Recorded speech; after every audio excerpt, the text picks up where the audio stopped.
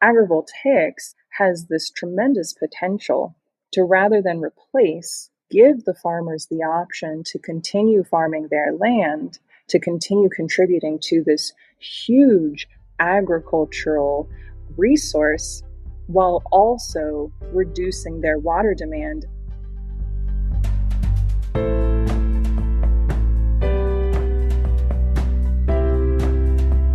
Welcome to Sustainability Leaders. I'm Michael Torrance, Chief Sustainability Officer at BMO. On this show, we will talk with leading sustainability practitioners from the corporate, investor, academic, and NGO communities to explore how this rapidly evolving field of sustainability is impacting global investment, business practices, and our world.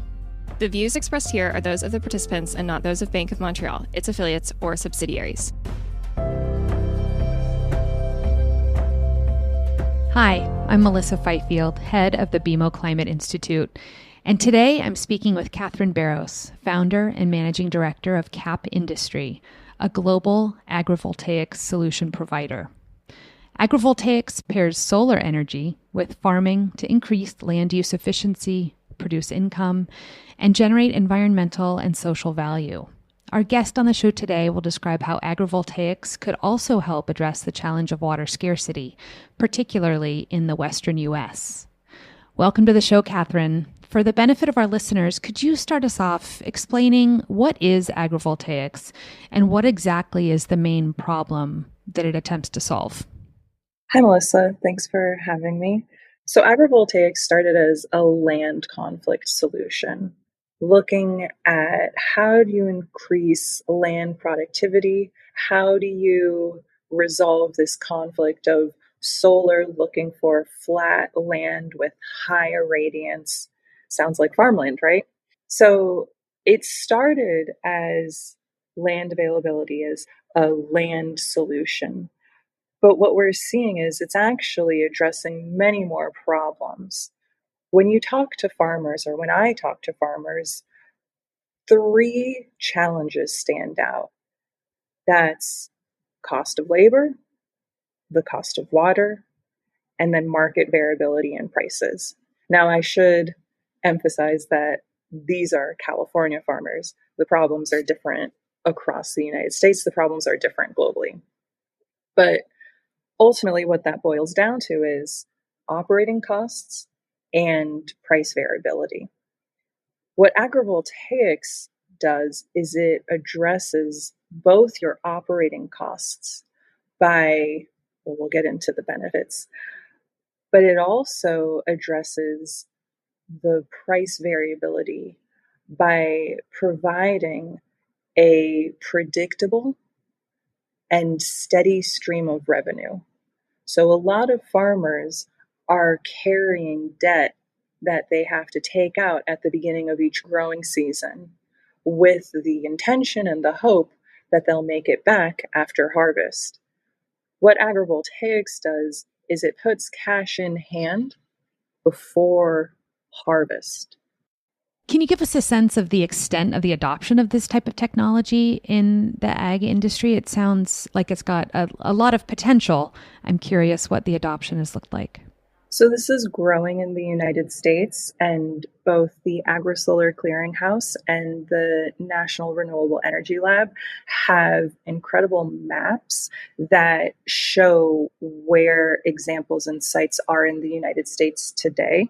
The primary adoption within the United States is going to be in that pollinator habitat as well as solar grazing approach. Those are what we see most commonly adopted in the United States today.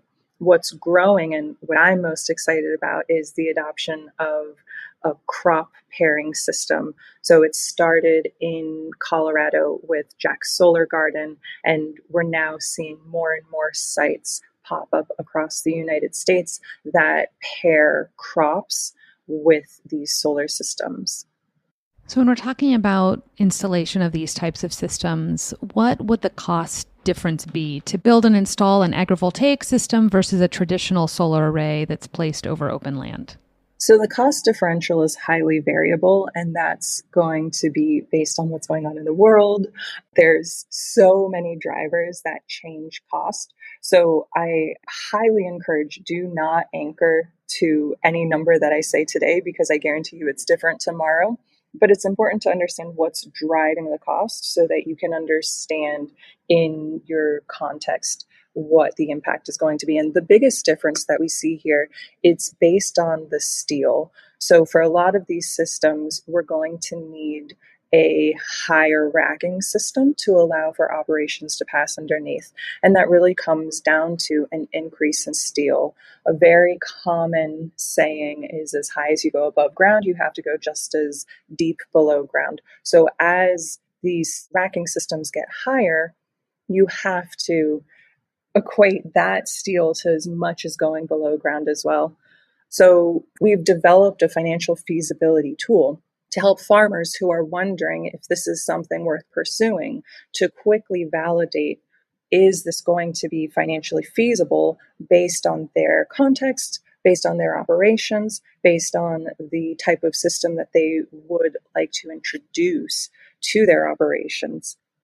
Kathryn, you've had an opportunity to analyze the benefits and challenges of integrating agrivoltaics into farming practices in Kern County, which is the county surrounding Bakersfield here in California.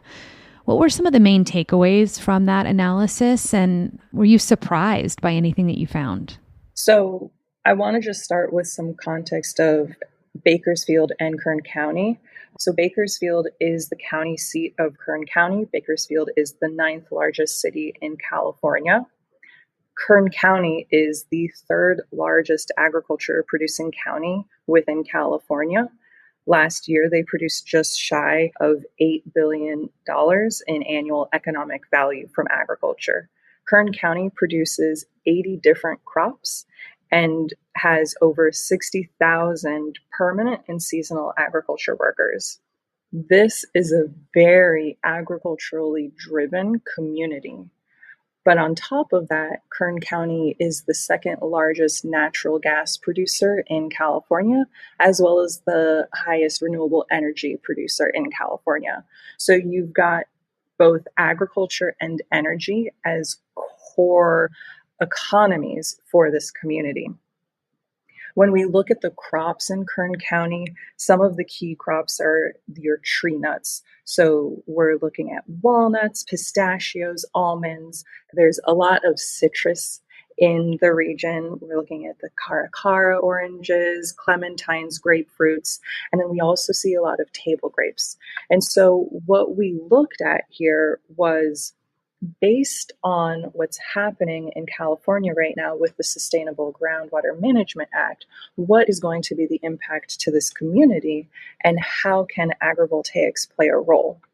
When we look at the impacts of SGMA and this effort to reduce overdraft on groundwater resources in California, experts are predicting a 20% decrease in available and productive farmland in Kern County alone.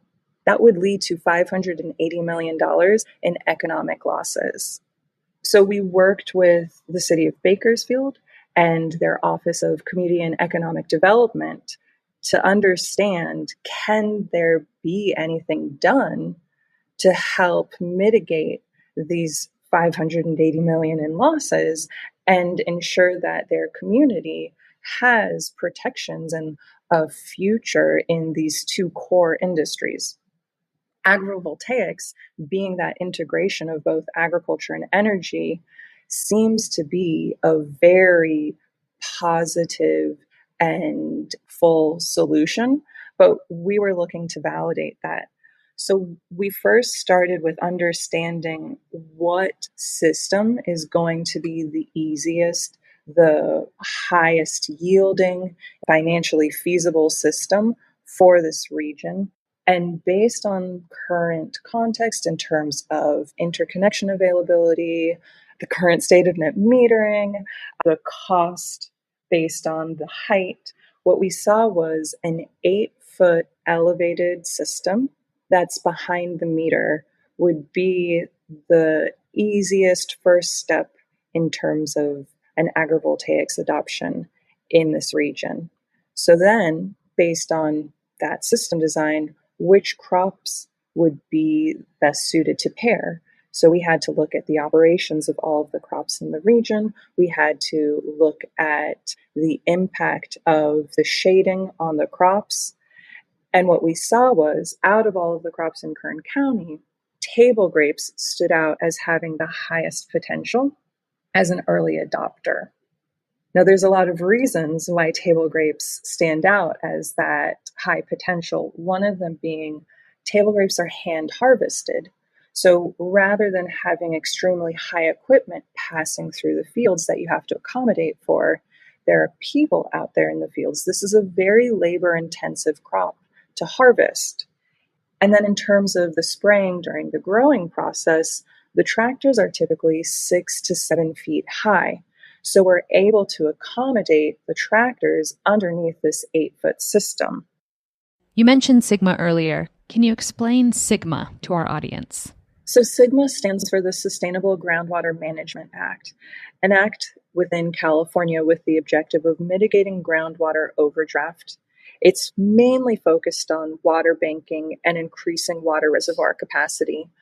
Agrivoltaics has this tremendous potential to, rather than replace, give the farmers the option to continue farming their land, to continue contributing to this huge agricultural resource while also reducing their water demand and contributing towards these SIGMA goals. So tell me a little bit about how that reduced direct sunlight affects the growth of the grapes in this case. I'm also curious about the impact on the people who are picking those grapes, because it sounds like there's a pretty significant human health benefit also. Yeah, so starting with the human health benefit, farm workers face the highest rates of heat-related deaths. Agrivoltaics and bringing in this shade reduces the surface temperature, reduces skin temperature. So what we see is this incredible potential to help protect farm workers and reduce the heat stress that they're experiencing. This doesn't get talked about that often, but I really think it's the most important part and aspect of what agrivoltaics can offer. When we talk about places like the Central Valley and Kern County, they typically experience 2 extreme heat weeks. This is predicted to increase to 4 weeks. So while they're used to seeing 2 weeks at 115, 120 degrees, that's going to become 4 weeks. And the crops still have to be harvested. The business has to continue. And so people are having to be outside during these heats. I was just recently in 120 degrees and it changed me. Your brain does not function the same way when you're outside in 120 degrees with the sun just pounding on you.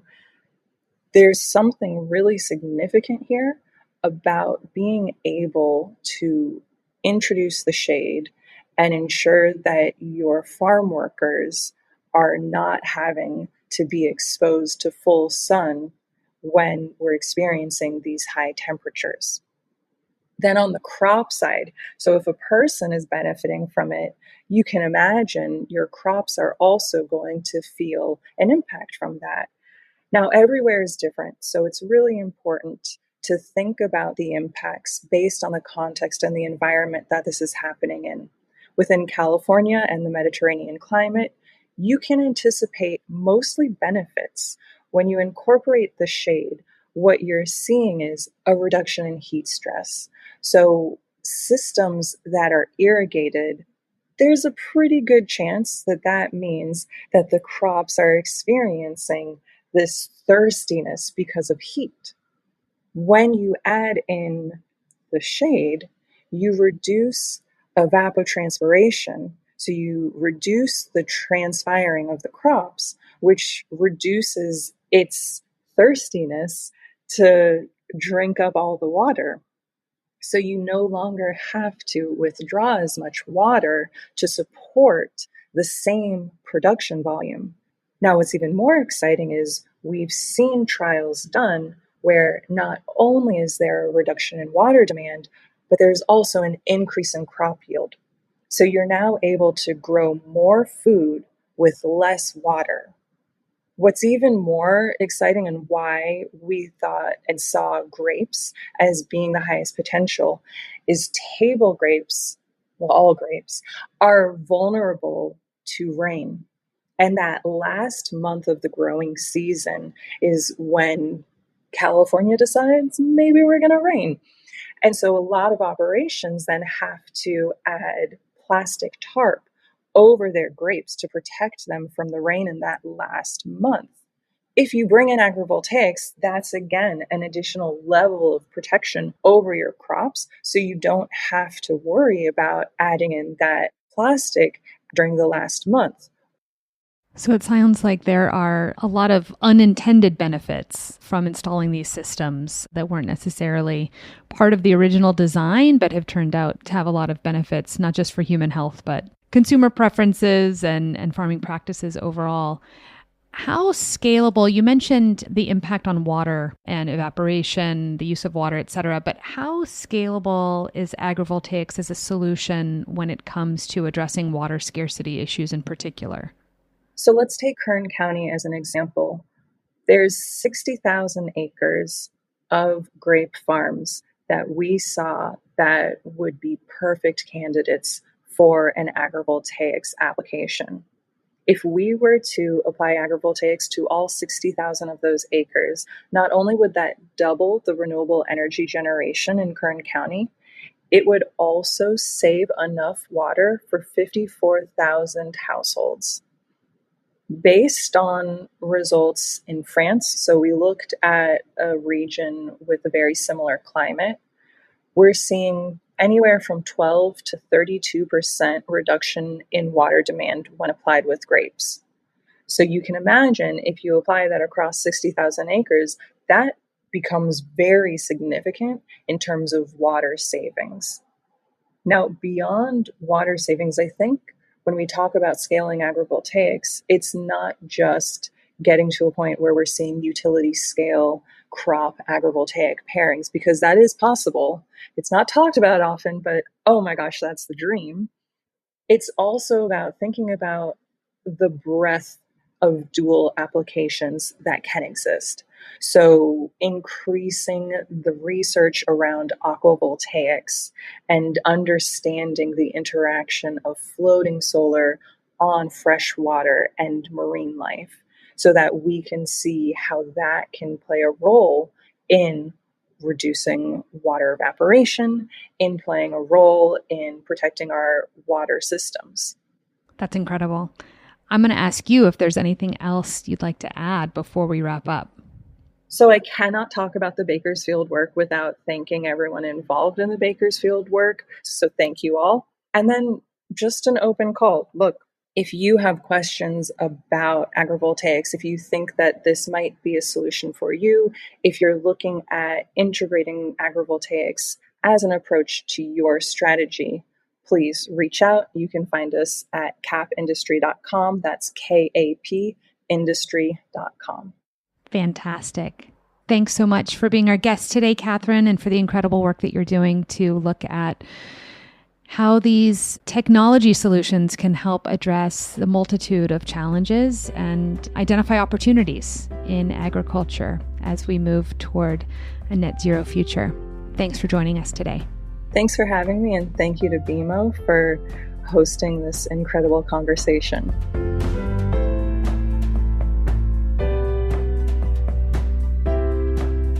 Thanks for listening to Sustainability Leaders. This podcast is presented by BMO. You can find our show on Apple Podcasts, Spotify, or your favorite podcast player. Press the follow button if you want to get notified when new episodes are published. We value your input, so please leave a rating, review, and any feedback that you might have, or visit us at bmo.com/sustainability leaders. Our show and resources are produced with support from BMO's marketing team and Puddle Creative. Until next time, thanks for listening and have a great week. For BMO disclosures, please visit bmocm.com/podcast/disclaimer.